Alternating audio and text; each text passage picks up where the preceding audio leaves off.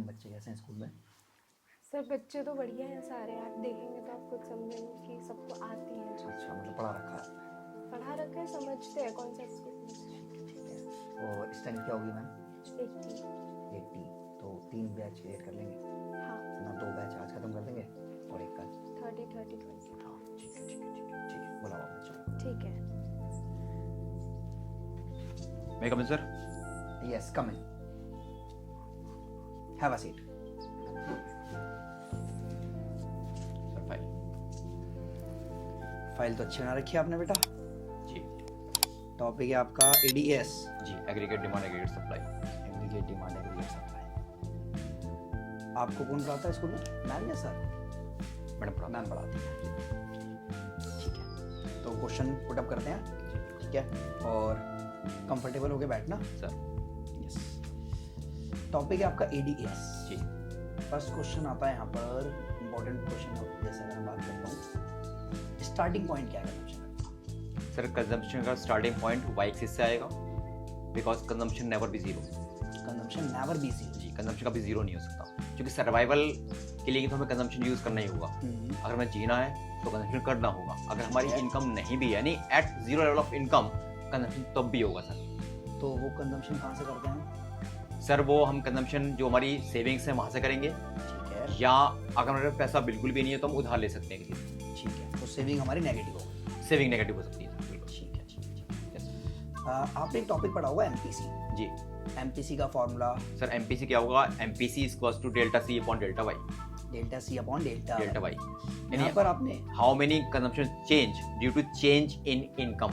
Income में change आने से कंजम्पशन में कितना चेंज आएगा, वही होता है एमपीसी। एमपीसी का आपने पढ़ा होगा एक मिनिमम वैल्यू, मैक्सिमम वैल्यू। जी सर, जी सर। क्या होती है मिनिमम वैल्यू? सर, एमपीसी की मिनिमम वैल्यू 0 होगी और मैक्सिमम वैल्यू 1 होगी।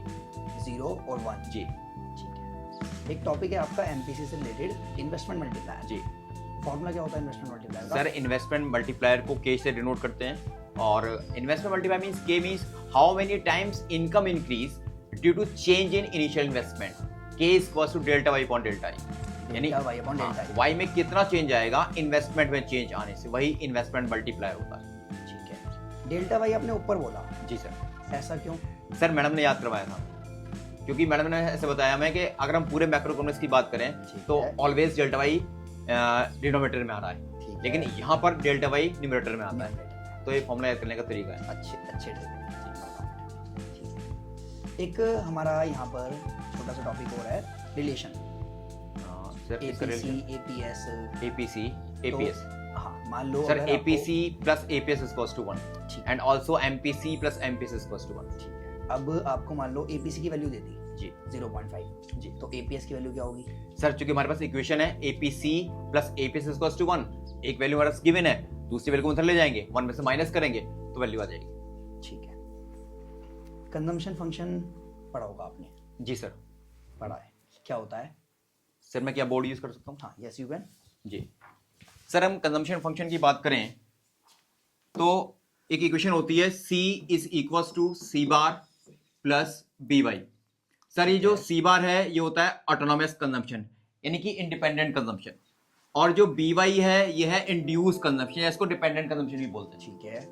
तो ये दो कंजम्पशन मिलके पूरा बन जाता है कंजम्पशन। आपने यहाँ पर बी यूज किया। जी सर। बी की क्या इंपॉर्टेंस है? सर, ये बी यहाँ पे एमपीसी हो जाएगा।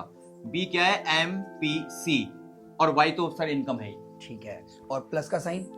Yes sir, very important. ये भी सर मुझे मैडम ने बताया था कि यहाँ पर प्लस साइन क्या शो कर रहा है, यानी कि कंजम्पशन कर्व जब हम बनाते हैं सर तो वो स्लोप्स अपवर्ड होता है। ठीक है। तो ये प्लस साइन सर यही शो कर रहा है कि कंजम्पशन और इनकम में पॉजिटिव रिलेशन है। Positive. That's why consumption curve हमारा वाई एक्सिस स्टार्ट होता है और ये स्लोप्स अपवर्ड होता है, ऊपर की तरफ जा रहा है इस प्लस साइन की वजह से। ठीक है, good. Balance it sir. Yes. एक टॉपिक है आपके सिलेबस में, एक्सेस डिमांड। जी sir, very important topic, excess demand. Sir, excess demand में क्या होगा? Aggregate demand is more than aggregate supply corresponding to full employment level in the economy. यानी जब एग्रीगेट डिमांड एग्रीगेट सप्लाई से ज्यादा होती है फुल एम्प्लॉयमेंट लेवल पे, यहाँ पे इंपॉर्टेंट यही है सर, फुल एम्प्लॉयमेंट लेवल। ठीक है। अगर हम उससे पहले की बात करें तो एक्सेस डिमांड नहीं होगा वो। ठीक है। फुल एम्प्लॉयमेंट पे अगर एग्रीगेट डिमांड एग्रीगेट सप्लाई से ज्यादा है तो वही एक्सेस डिमांड है। ठीक है। एग्री की डिमांड जब ज़्यादा होता है तो वहाँ एक सिनेरियो क्रिएट होता है, इन्फ्लेशनरी गैप। इन्फ्लेशन। यस, क्या होता है inflationary gap? Sir inflationary gap excess demand ही है बेसिकली। अब एक्सेस डिमांड है क्या, एडी ज्यादा है, यानी एक्चुअल एडी ज्यादा है। ठीक है, अगर एक्चुअल एडी ज्यादा है और डिजायर्ड एडी लेस है, तो एक्चुअल एडी और डिजायर्ड एडी का जो डिफरेंस है वही इन्फ्लेशनरी गैप। ठीक है। अब अगर मान लो क्वेश्चन आ गया कि इन्फ्लेशनरी गैप को ठीक कैसे कर सकते हैं, जी सर। कोई तरीका है आपके जी। पास?